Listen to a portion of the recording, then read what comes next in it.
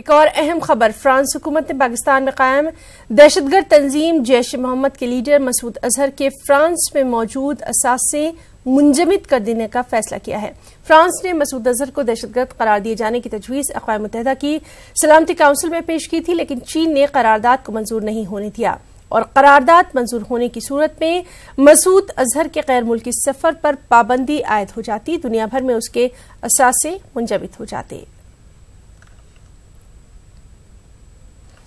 Myanmar کے دہشت گرد گروپوں اراکین آرمی اور NSCN نے ہندوستان میں کئی پروجیکٹس پر حملے کا پلان بنایا تھا، جسے دیکھتے ہوئے روہنگیا دہشت گرد گروپوں کے خلاف ہندوستان اور میانمار نے مشترکہ آپریشن شروع کر دیا ہے۔ دہشت گردوں کے خلاف ہندوستان اور میانمار کا مشترکہ آپریشن 2 ہفتے تک جاری رہے گا۔